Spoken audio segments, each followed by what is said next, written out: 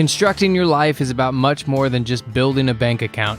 Each week, join real estate entrepreneur and mindset coach Austin Linney as he interviews guests who are constructing their dream lives and impacting the world around them on a daily basis. If you're an entrepreneur or wanting to start a business, or you just want to hear motivating stories of how others have overcome the odds, you are in the right place. And now for your host, Austin Linney. I'm excited for this. Let's do it, guys. See, we talked too long on the thing, and we were not giving you all the good stuff, so we're just gonna let it roll here. And we have Mr. Daniel Weisfield here. How are you doing, sir? From Three Pillars Community. I'm good, Austin. Thanks for having me on, man. Man, it's a pleasure. We finally got this in. The Ice Armageddon got us, all that stuff, and he was patient enough to wait. So we're here. And you know what I like to do with my guests is you kind of tell me your story and start from there, and then we'll kind of go from there. How far back do you want to go? What was your first bike? No, I'm just kidding. The blue Schwinn, and my dad backed up down the driveway and crushed it. You couldn't see it. And I was such an angry little 5-year-old, so mad at my old man for crushing my bike. And you know what? Now I'm a father. I just think so much compassion in my heart, right? Like my dad was such a good dad, and he bought me that bike, and how guilty he probably felt when he crushed it. And he's such a good dad. You know what? He bought me a new one.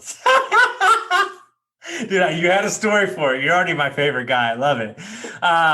If I'm not mistaken, you live in San Fran, and then you invest in mobile home parks, which I think is a quintessential oxymoron.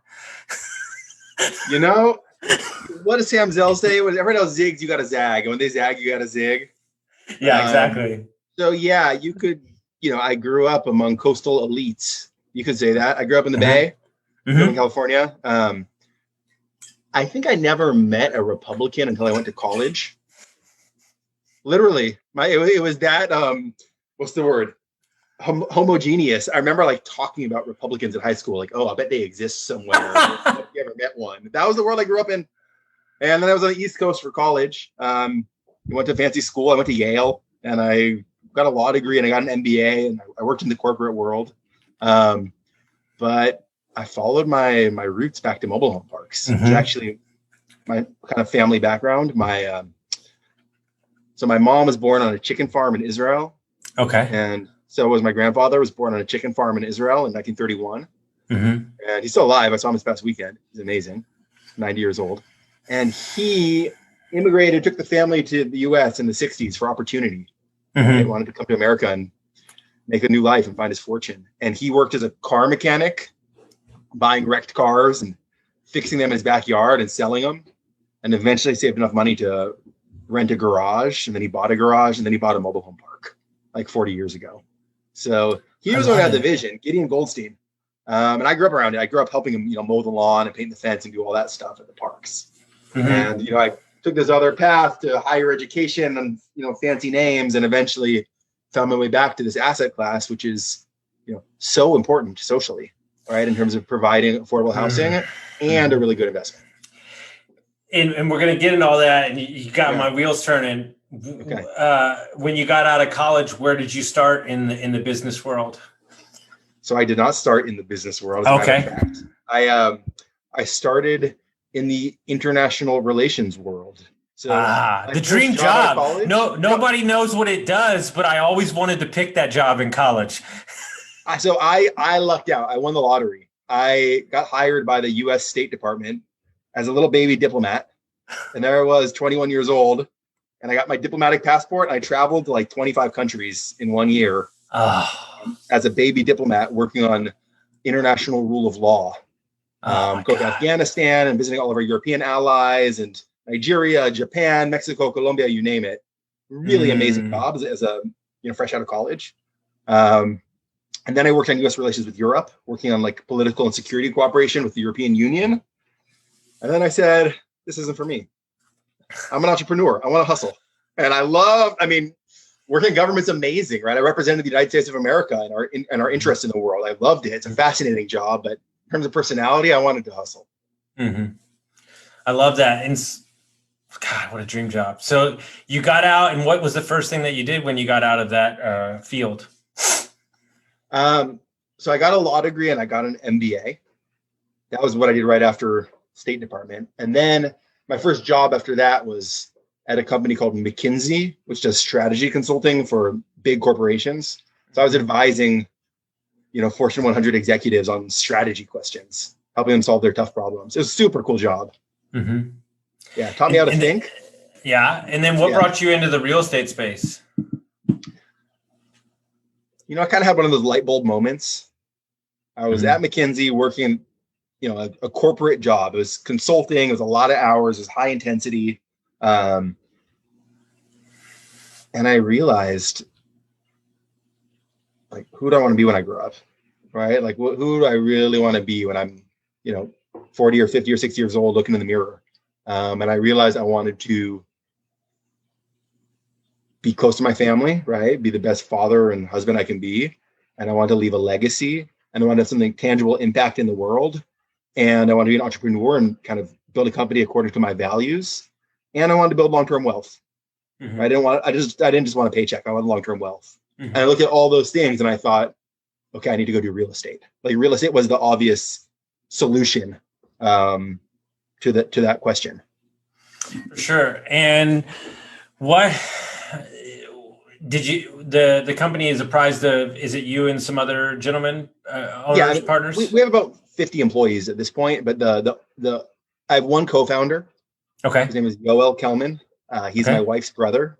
Okay. And we love each other and we trust each other and we see the world through totally different lenses, which definitely helps us as business partners. So ultimately it was you that kind of started this, right?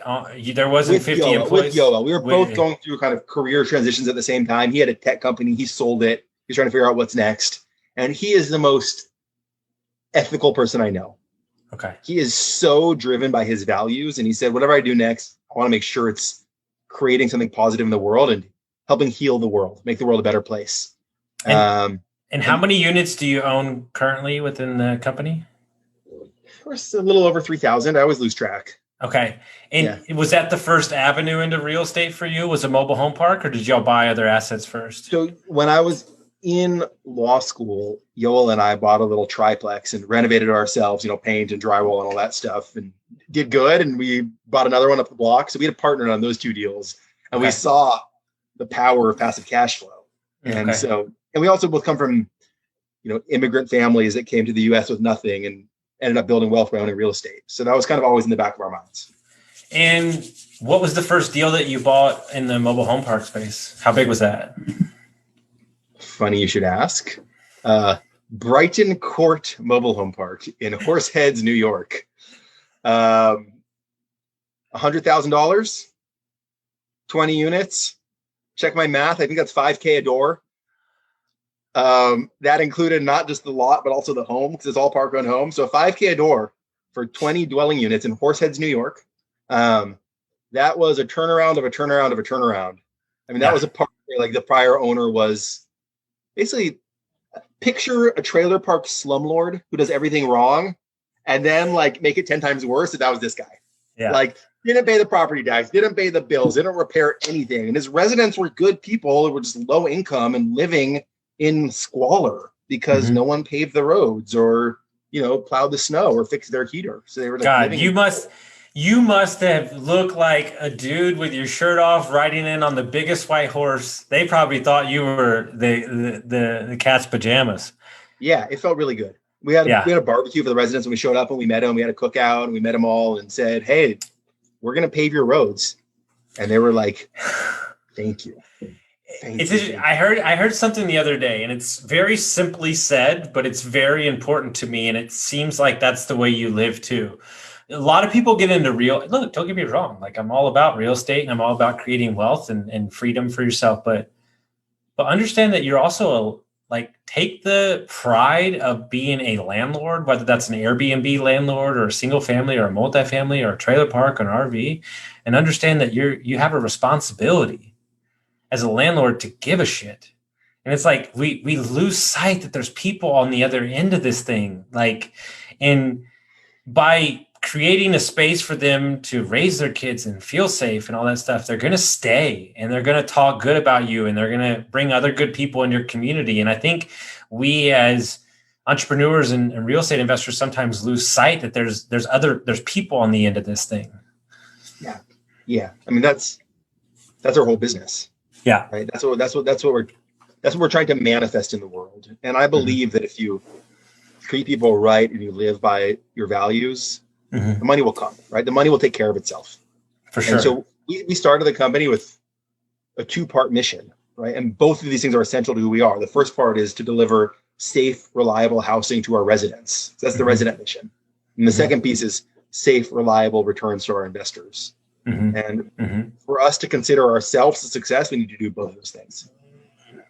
Yeah. For sure. And I decided to the residents, like, I see them, I talk to them, I'm getting calls every day from at this point we've grown. So I'm doing less of the direct talking, and I've got a director of operations and a regional manager and a park manager. So you have more layers now, but not a day goes by where I don't get a call from my director of operations about, hey, Susie Q in space 7 is going through a hard time right now. What are we going to do? She's always been a good tenant. How are we going to help it out? We have those conversations every day. Okay. And what was the next one that you picked up? So the first one was that little $100,000 park, and just a little more color on that one. Like, we got into contract and then we said, oh crap, where are we going to find $100,000? Right? Like nowadays, if I need $100,000, I call like one investor, have it in like 10 seconds, right? Now that we've grown the company. But at that point, it's like, where are we going to get it? So we're like, all right, let's go to the people we know and we love and trust, like my cousins and like people I went to high school with, and say like, all right, we need 10 people, 10 grand each. Who's got 10 grand sitting in their checking account, not working for them, who wants to take a risk on us? Right? So that's how we capitalized the first deal. And the second one was Holly Court Mobile Home Park in Portland, Oregon, $700,000. And so it was like a $300,000 equity raise, a little bit more. So we went to more friends and family. It was $20K buy-in per person. And then from there, we did a $2 million deal. And from there, we grew and grew and just kind of got that snowball rolling. I think one of the things that people don't understand about, especially in the bigger scale asset classes, is that when you create a reputation of somebody that puts a signature on paper and closes a deal, you pretty much don't have to source your deals anymore. Like I'm not saying you don't, but what I'm saying is when people know you as closers, you attract people giving you deals. Yeah, that is 100% right. And I will tell you, when we first came out to the market, in 2017, we started the company. I said, I was going to brokers begging them to show me deals. Please show me your crappiest, smallest deal. Throw me some crumbs. You know what I mean? And at this point, I've got more inbound deal flow than I know what to do with, right? And I'm saying no to all sorts of decent deals because I just don't have bandwidth to do them all. And it's all off-market stuff that most people don't see. And so what happened? It's what you said. It's establishing a reputation as a deal closer. And to establish that reputation, I closed some shitty deals. I closed some deals that I thought they were good, and then they start looking mediocre, and then the rubber hits the road. You're like, this deal is crap. We're going to eat crap on this deal. And I'm going to close it anyways because I'm looking at the 30-year view of my reputation. And I want every broker to say Daniel's a deal closer. Yeah, 1,000%.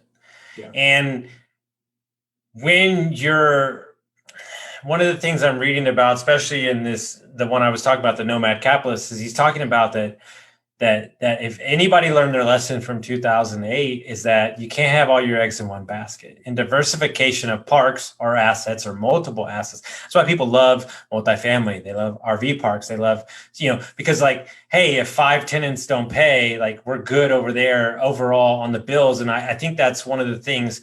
What would you say? First, I want to ask you a simple question. What do you think is the misunderstood thing about a mobile home park? What do you think that people get wrong that you hear out in the world? Can I say 2 things or does that have to be one? You could say 13 things. Amazing. All right. So I would say I'm going to differentiate between what the general public thinks and what aspiring investors think. Okay. From the general public, the misconception is these are trailer parks, right? This is low quality, low income housing. I don't want it in my neighborhood. I never set foot in one of these things. drug lords, because that's what the media says. There's all these narratives around trailer parks, and it is one of the most stigmatized assets in our country, right? And the reality is our tenants are working people, and most of them want to live in a quality place and raise their families with dignity. And there are different types of parks in different markets, but in most of our parks in the Western US, our tenants are in the workforce. Typical household income is going to be $30,000 to $50,000. They've got a nice Toyota Tacoma pickup parked out front, or maybe an F-150, and kids go to school, and the new manufactured homes look really good. They've got it's not an old sardine can anymore. It's got a pitched roof, a nice wood siding, and granite countertops and stainless steel appliances. So I think there's a whole misconception about what this housing is and what these communities look like. So that's the biggest myth on the kind of the general public. Now, switching over to investors, here's the myth that people repeat over and over and over. And if you go online, you're going to see it's all over the place. Mobile home parks are a secret asset class. You're going to buy them at great cap rates. You're going to go find some mom and pop owner who doesn't know what it's going to worth. And you're going to buy it at a 10 cap, and it's non-institutional. And there's so much opportunity left in this space. That those are lies told by people who are trying to sell you a dream. Typically by like syndicators or promoters or someone who's got a financial interest and try and get people who don't own mobile home parks to buy into mobile home parks. And the reality is this has become a highly institutionalized space with all sorts of private equity and pension funds and life insurance companies, very sophisticated institutional capital chasing these parks because they perform so well. And every off-market deal I find, there's 3 other buyers at the table also putting in offers, and we're all competing to pay too much for a very scarce pool of assets. Sure. No, I love it. And do you happen to know a guy named Justin Donald? Doesn't ring a bell. All right, I'm gonna introduce you. He's a great dude. He wrote that book. He's an amazing human being. He is a deal rainmaker. He is a passive, and like he calls himself a lifestyle investor, but he's invested in a ton of parks too, and a lot of other business deals and stuff. Just a great guy to know. But it's interesting, right? And what people don't understand, and what right before COVID, I was working with a client who wanted me to Airbnb a castle. I'm not joking. It's a damn castle, but he was what country is this castle in? I love it. It was in Texas. No, they built it on 100 acres as a wedding venue. Yeah, whatever. Great. Only in Texas. Yeah, only in Texas. Okay. Yeah. True fact, just for shits and grins.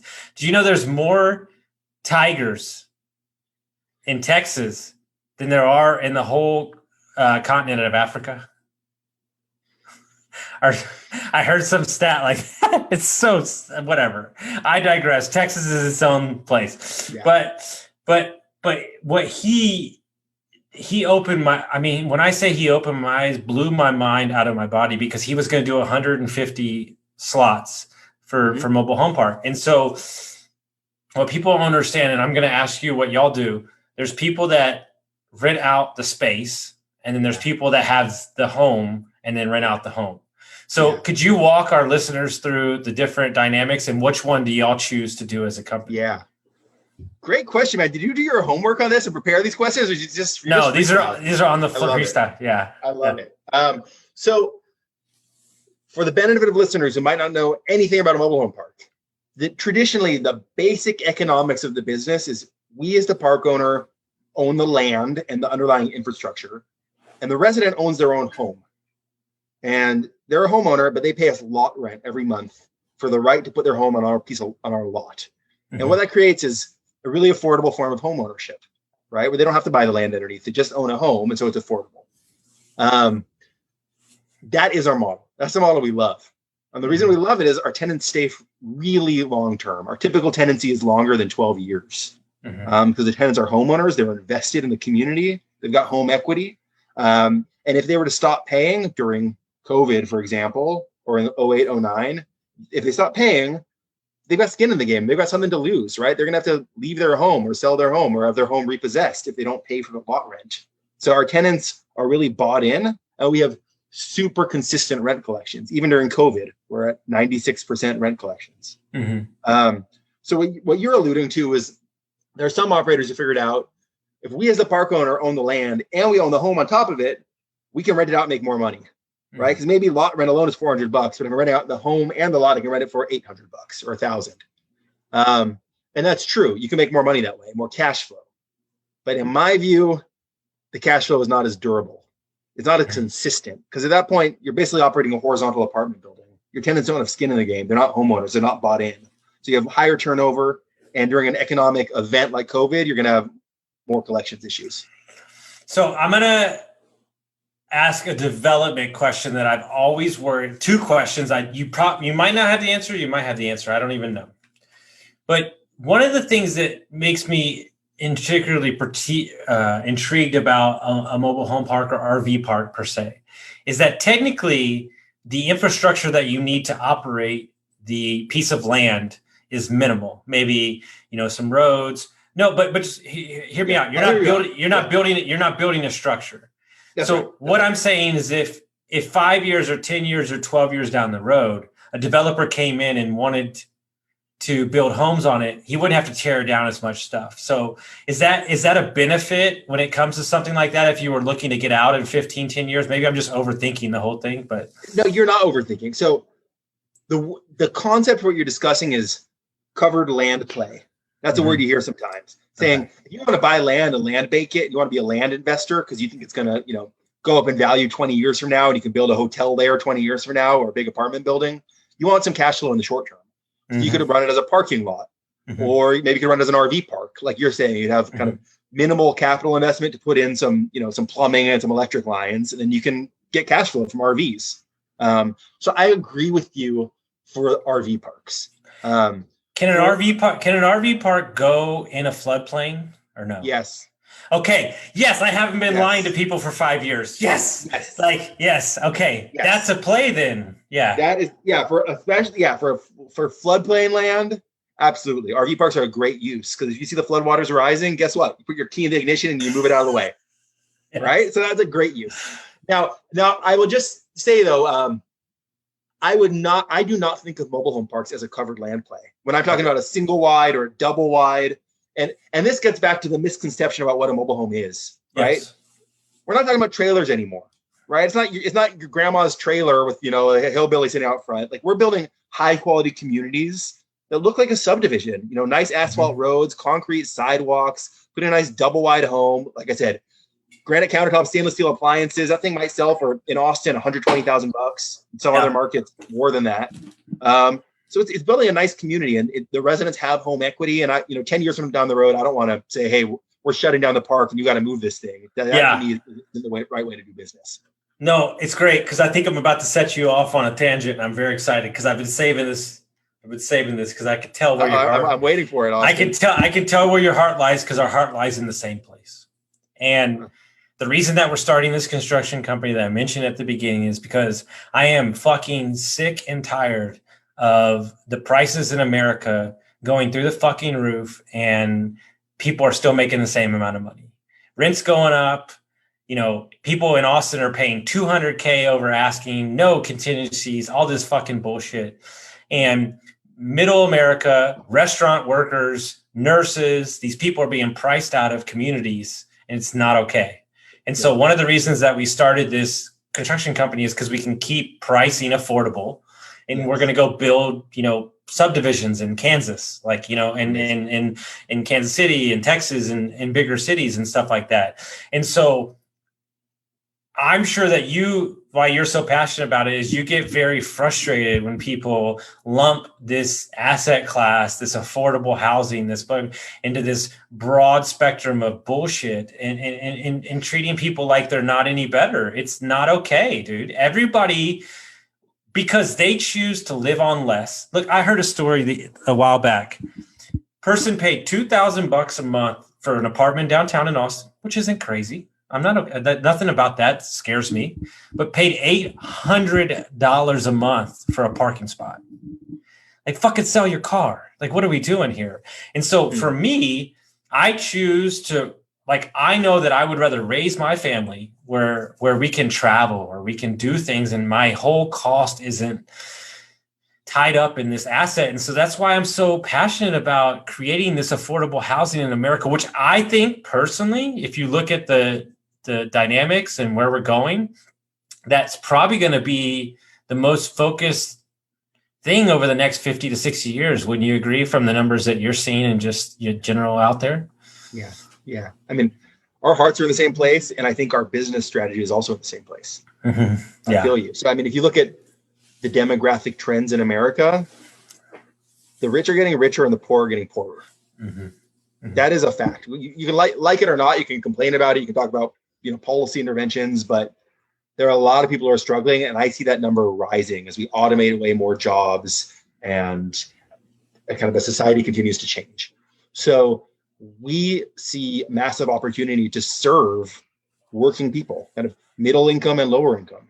And if you think about it from a real estate perspective, that's the missing middle. Yes. That's the term, the missing middle. If you're going to develop, you can go develop a luxury product for people with money, and you can make money as a developer. And then there's this whole low income affordable housing world where you get government subsidy and you build, for people who are really at the bottom of the economic spectrum. But it's really hard to develop for, a family of two parents working minimum wage jobs, trying to support one or two kids, mm-hmm. right? Those people mm-hmm. might have a total housing budget of, $700 to $1,400 a month, depending on location, right? So how do you build a product that can serve those people? And the answer is, you got to change something. You can't do it the old fashioned way of swinging a hammer and nails, because it's going to cost you, 200, 300 grand to build a house, and those people are going to be priced out. So you got to change the technology. And you're talking about modular construction. You've got your business I'd love to hear more about. Mm-hmm. We're doing a manufactured home, and that is a way that you can kind of hack the system and create a product that is accessible to normal people. 1,000%. And then you're creating impact, because what I would also like to do, and something that I just thought of, and obviously it's a big lift, but I think we can do it, because it's something that was presented to me in the past. I would love if they were available, or we figured out a way that we can work together. My goal in this affordable housing sector, mobile home park, is to then create entrepreneurship financial programs to the residents to create the next wave of entrepreneur, or give them other knowledgeable options. Absolutely. Absolutely. And that to me is why this business is endlessly fascinating, mm-hmm. right? I'm never going to get bored, because mm-hmm. in addition to the business piece, to how do we maximize profit, there's the whole resident piece. And if you think the question is, how do I create the best possible health outcomes and education outcomes and wealth outcomes for my residents? What mm-hmm. can I, as the mayor of this little city, the mayor of this neighborhood, do, right? And does it mean like bulk buying internet so people save money on that? Does it mean creating job training programs within the park? Does it mean hiring vendors from within the park? Does it mean identifying talent and scholarship programs or entrepreneurial training? Can I partner with other nonprofits or schools? It never ends. Mm-hmm. And I'd say we're still in the beginning of that journey. It's the stuff I like thinking about, but I'm hoping to hire someone full-time to run our social impact strategy down the road. Love it. And so with my mentor's charity, One Life Fully Lived, he teaches people the pillars of entrepreneurship and life and goals. That he started charity 10 years ago. He's actually in North Tahoe area, called One Life Fully Lived, monster charity. We actually created in January One Life Fully Lived Recovery Mastermind. And so we're teaching people who have been to rehab entrepreneurship and real estate skills and life skills to thrive instead of survive. And so I know already we're about to do our second group. The first group is just, I met with all of them yesterday. They're just, I can't, I'm so inspired. And so for me, I'd like to spend the later part of my years giving my time, only my time, and helping out and speaking to young things. So I know there's a way that we can partner up to let our group service some of your residents who are falling down. Love that. Yeah. I would love that. Let's make that happen. Yes. Let's connect after this podcast and figure out a community and a time and do it. Yeah, I think it's great, because we're doing our first event in September in Tahoe, our first live event in person. And, the guys that I started with are in real estate too. And it's just, I was interviewing a Marine today who's in real estate. And I said, I only do business with two types of people, people in recovery and people from the Marines, because they're ready to work, you know? Dude, those are the only people I hire. Yeah. I am serious. I'm not going to name names, but my hiring strategy is hiring people who've gone through Narcotics Anonymous or Alcoholics Anonymous. Yes. Because the self-awareness that those people have is off the charts. Yeah. Right? The ability to look at themselves, be humble, accept their faults, have the resilience to move on, the strength, the grit. Like my first employee is clean and sober, and so was my second and my third employee. And then the next guy I hired was a U.S. Navy. So I'm gonna go ahead, guys. You can put down all the books. You can put down all the Tony Robbins seminars. You can put down everything for the rest of your life. And I'm going to tell you the number one way to be the best version of yourself is be self-aware. That's it. Nobody's perfect. And if you are self-correcting, as we say in my company, searching for that 1% and owning your mistakes and waking up the next day and knowing there's another sunset. Like, does anybody understand that my homeboy, one of the homeboys that I run the thing, like died in a Taco Bell parking lot? Like the ironicity of that from a heroin overdose, like, and he saw his life flash before his eyes, and now he's buying fourplexes. And he's like, dude, I'm just so goddamn happy to be alive. Like, I don't even give a shit. And he's like, money, I'll figure it out. Like, he's like, I don't even care. And it's so crazy to see somebody, because the rest of society, right, is holding themselves back from everything they want to do because of fear or expectations. And when you cheat death, like, and you go down the path that I was going down, like, everybody's like, what are you on? And I'm like, dude, I'm high on life. I'm high on impact, right? And funny enough, I can't tell you the title, but we're writing a book right now about like creating, impact and networking and relationships in a digital age, right? Because people are thinking that money gets the job done. And don't get me wrong, you need money to get the job done, but really it's relationships, it's co-collaboration. That's what I think moving forward is going to be the new currency in this world. Because how can you take what we all do, how can you have a clear vision, and then how can you create impact from that? And I promise you that the more impact you have, the more successful and happy that you will be. And you can walk away and you can sleep at night in a lot better state of mind. Wow. So, but I did have one question before we get out of here. I feel like you just dropped the secrets of life right here. This is amazing.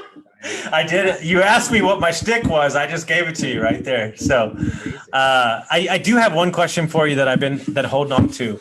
Have you developed any parks yourself, or have you bought only existing? We are working on several development projects right now. How does that completed any, but I'm working on them. How does that land for you? Because it's such a dichotomy, because you talk to multifamily guys and I'm like, why wouldn't you just fucking develop your own? And they're like, well, how does that land for you? Is it something that you've been thinking about for a long time? I'm curious to see the mindset on that. Yeah. So it requires a total mindset shift. And for a long time, I was only out there buying existing assets. And, I wasn't scared to roll up my sleeves and do heavy value add, right? We've got a whole team. We do heavy value add and turnarounds, but just the idea of taking raw land and building it, I'm like, I don't do that. I don't know how to do that. It's a fear thing, right? It's fear, it's mindset. Like, I don't know how to do that. I've never done raw land before. But I always had this little voice in my head, like, that's where the opportunity is. There's a boundless opportunity. There's not enough parks to buy, but there's unlimited raw land. Yes.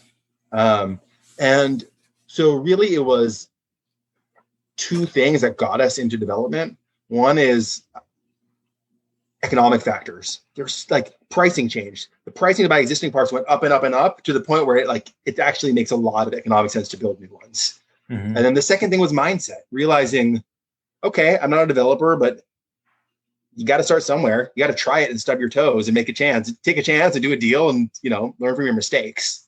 Right. And I made bets on myself before, the first time I bought that $100,000 park, I never bought a park before. I had to learn it, right? So I figured, let me go do a land deal and I'll make mistakes, but I'll learn it. And I'll hire the right people who can advise me and help me along the way. And it's not that different than buying stabilized stuff. I mean, it is different, but it's still real estate. The principles still apply. So my theme for my life, I love Marcus Lemonis. Vertical integration is my theme. You can run avenues of business.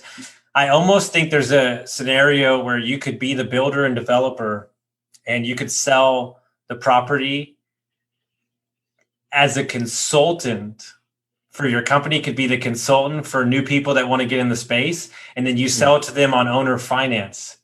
So technically you make money like 3 or 4 times. Interesting. You're saying I'm the developer, I find the land, I build it, I sell it to a buyer on contract. Yeah. And I make money on home sales. Yeah. And then and then you property manage it. And you property manage it, wait for it. And you make money teaching them the business, like a 90-day, 120-day mobile home park property management development course, like one-on-one. So you made money 4 times. Yeah. I love it. Because what we're seeing is we're going to be building. So my business partners have a property management company. Yeah. We're going to build, sell to direct to investor, and then sell turnkey property management with the property as well too. So build to rent, sell. Yeah. Yeah. I mean, but why sell it? Because I want to buy an island. Okay. No. Know what you want. Good. Yeah. No. You're right, because 100%. And look, here's the deal. Because everybody I want to get the most value out of this ever. I want you, from a business owner's point of view, if you can explain to them the easiest way possible why you wouldn't sell. And I think I know why you wouldn't sell is because the asset class is only in more demand. You're creating the value. So basically you would be selling out of the value you personally created, correct? Yeah. I mean, my philosophy on this comes from my family. Like my family survived the Holocaust. They came here with nothing. And my grandfather was seriously renting on cars in his backyard, trying to put food on the table. Mm-hmm. Right. And now he is a millionaire many, many times over. How? By buying great real estate assets and holding them forever. Right. And to me, that is, if you look at the dude who bought Manhattan way back when for like $1, right? He's sure glad he didn't sell out too early. Right. Yeah. Like the best way to make money long-term in real estate is buy great assets, improve them, and hold them forever, especially with an asset class like mobile home parks where they're not making a lot of new ones. So to me, that's the play. And it's all about aligning myself with like-minded partners. My investors get it. I tell them this isn't a 5-year flip. This is a multi-decade generational wealth building strategy. And we're going to buy parks. We're going to hold them for 50 years. So that's my life goal. And I'm not looking to buy the island. I've got my own dreams. I respect your dream. I want to be living my dreams, living my best life with my wife and my kids, surfing and studying the Jewish Torah and all the stuff that I like to do. Yeah. And have a great passive income portfolio, right? Because we never sold. Yeah. No, it's all like, whatever. My dad said it perfectly. Hey, there's only so much shit you can buy. He's like, it kind of gets boring. And so like, my thing is I live off of experiences. Like I would love to spend the weekend with you, like chilling in the Mediterranean on a fucking catamaran with a chef. Like that's the kind of stuff I think about. Like that's what I'm seeking.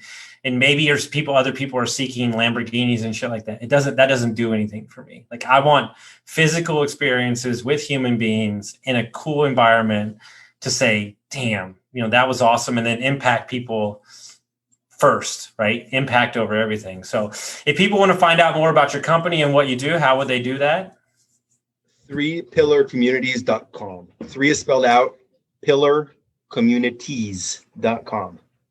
I love it. Guys, if you like this episode, make sure you send it out to your friends. And if you didn't like it, sorry, I don't know who you are. No, I'm just kidding. But thank y'all so much. I mess with them sometimes. Y'all have a great time. Thanks, guys.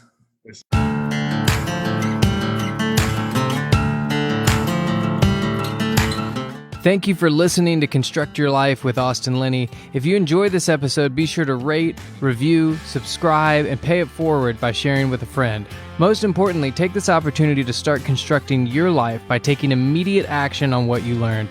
For show notes, resources, and more information on one-on-one coaching with Austin, visit constructyourlifepodcast.com.